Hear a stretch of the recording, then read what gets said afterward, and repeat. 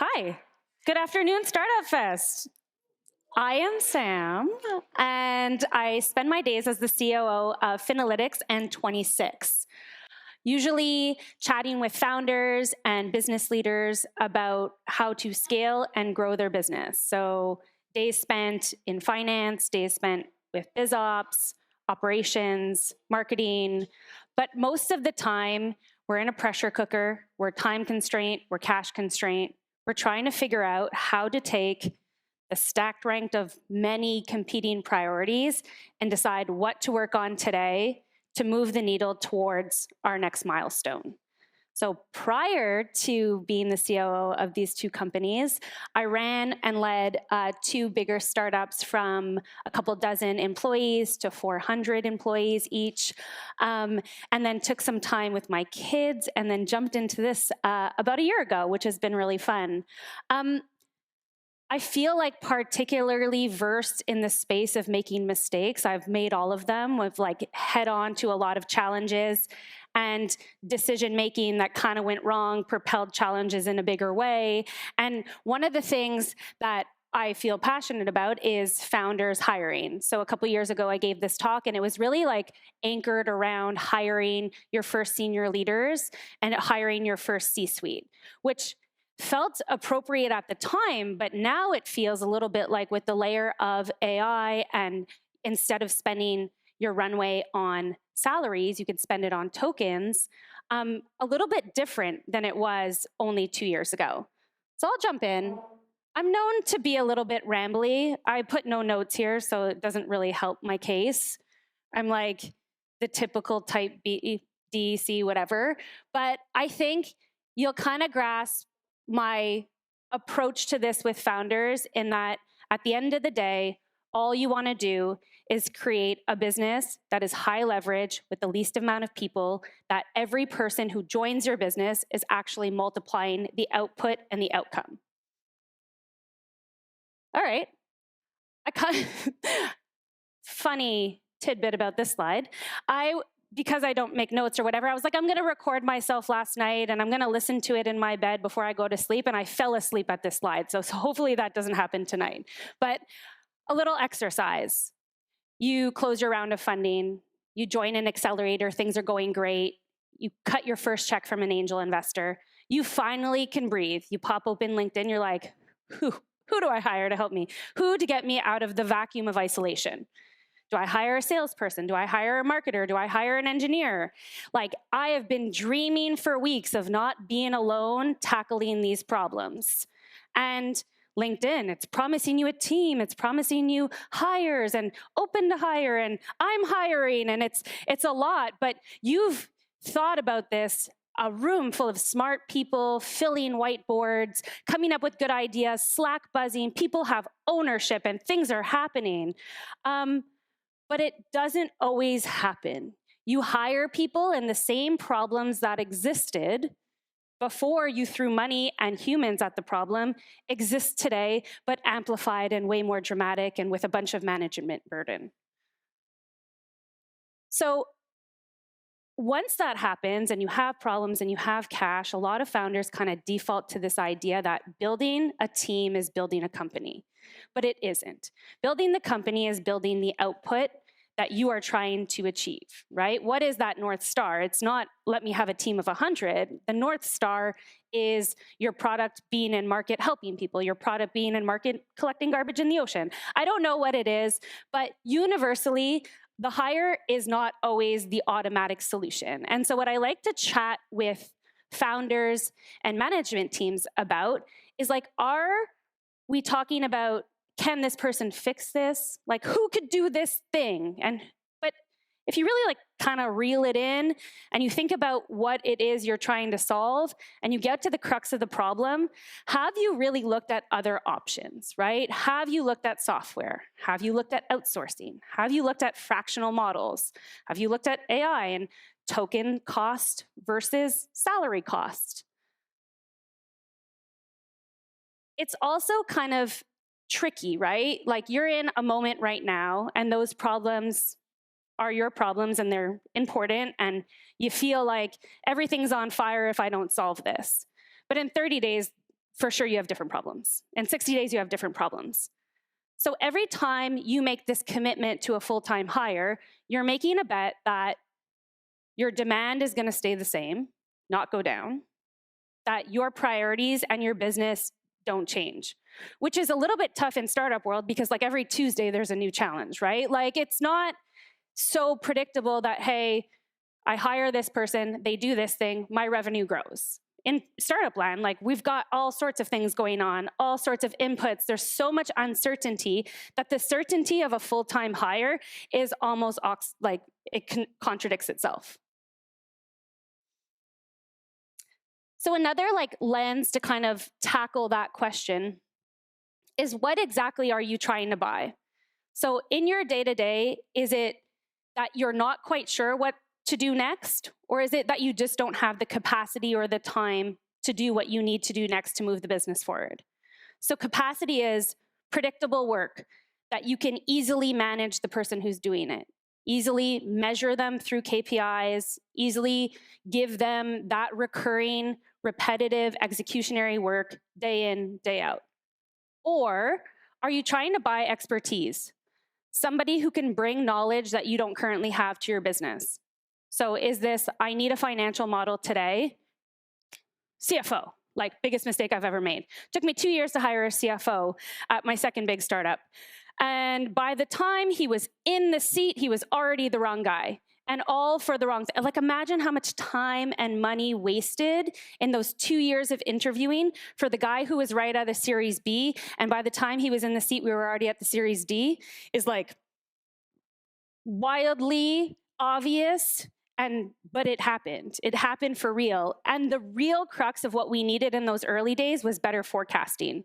So if you had asked me now what I would have done then, is it build a team of 20 finance people that is just a cost center, that is like weighing down your OpEx and isn't actually producing your financial statements or your accounting or your data in real time at all. It's actually making it quite slower. So you need to make sure that you are hiring and solving for the problem that you have. So expertise, somebody who's already solved this problem, not always applicable in your startups, right? In some startups, people have already done some of these things before, so they can take that knowledge and they can apply it. But in some of your startups, it's brand new, especially in R&D. So you really got to make sure that you aren't trying to replace your own decision-making with someone who has no fucking clue what you need. And this is where type B rules all. And I am met with so many type A people who you can imagine are the ones that go for fun financing and found their own companies and spend so much of their time and energy. So I am met daily with type A's who think, to know me is to love me, but I'm like, you have a problem today. Let's not try and solve it for in 3 years from now. What is your actual challenge today that we need to solve? And let's solve it with the lowest commitment. Missing here is effort, missing here is dollars, missing here is, but let's solve it with the lowest commitment. So can we solve, your customer service problem with a better process? You commit 8 hours to building a process that will work, and you pass that off to somebody who can manage it, or newly, an agent who can manage it. I'm not that gal. I'm going to pretend that I am, but I'm not at all. But I think software, AI, with the caveat of cost of AI, freelancers, contractors. Like if it's not a full-time job, 40 plus, assume that everything that you need to be done can be done in a short amount of time. If it can't be solved with that, can it be solved with a fractional model or an agency who you get access to 10 people instead of 1 person?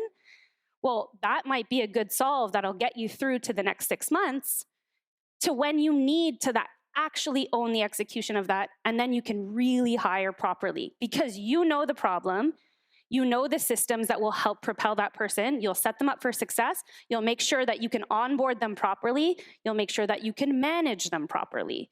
And then all of a sudden, you've just asked yourself a series of questions that leads you to saving a fixed salary, benefits, somebody who impacts your culture, who impacts your speed, who impacts your ability to fundraise, and you're stuck with them.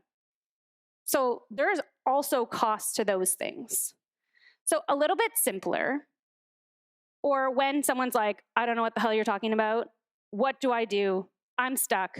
I need help today. We're talking about a role. Is the founder who owns or is accountable to that output today still learning? This is like particularly a great example. A founder who has a pretty complex supply chain doesn't want to do it. It sucks. It's hard. It's late nights on the phone overseas. It's early days trying to make sure that everything's getting into North America, tariffs, this, that, you know what I mean? Like, this is not the problem they want to deal with. However, every day, they are learning more about their own supply chain. So they're learning more about the probability of them being able to capture more margin. They're learning more about the strategic relationships that they can make overseas. They're developing the relationship with the shippers. And so as long as a founder, despite the headaches, is learning from an accountability, they should keep it.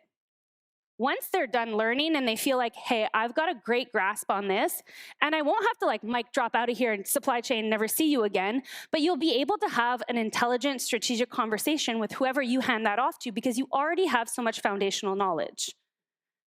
Once you're done learning, move on to borrow. How much time does this issue, problem, gap need?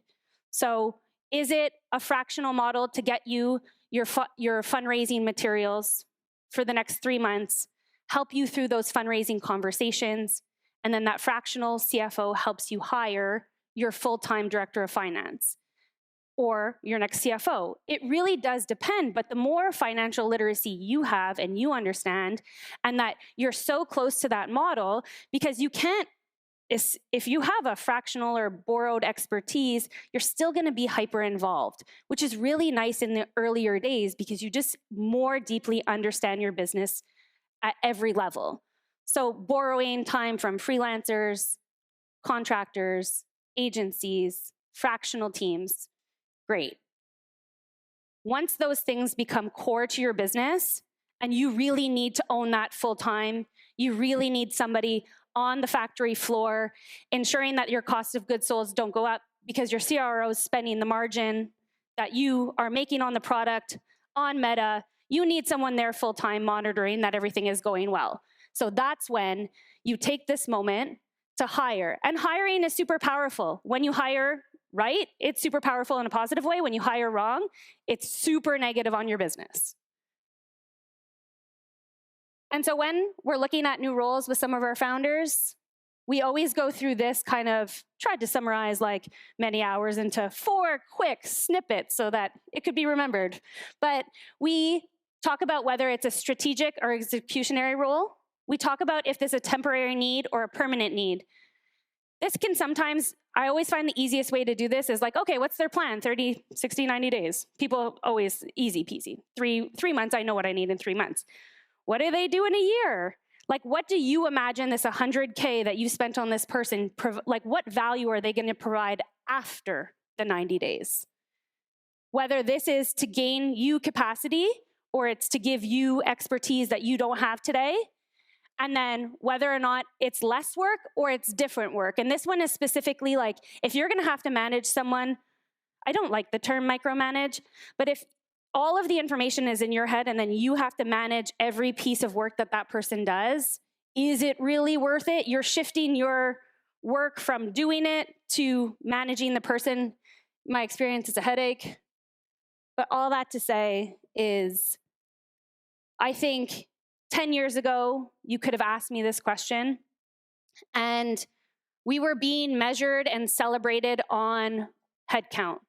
The more people we hired, the more output the board and investors thought we could produce. And the successful founders that we work with today are doing it completely different than I ever did in both of my businesses, is that they have small teams with max amount of leverage. they've exhausted every bit of automation. They have exhausted every bit of simplifying process before they scale. And so they can do the same revenue that we were doing with 400 with 14. And I think that is the recipe for success when you're looking at hiring. So ironic, because both my jobs I got at Startupfest, but I encourage you not to hire very quick, hire slow, hire with a lot of thoughtfulness, and make sure they're the right people to bring into your business that you spend so much time and energy pouring into, and set yourself up for success. So I know this is so high level, so general, but because every business is different, every founder is different, shoot me an email. I am super happy to discuss and help you through any tricky challenges, particularly in the hiring space. It's something I love doing and would be happy to jump on a call with you. Thanks.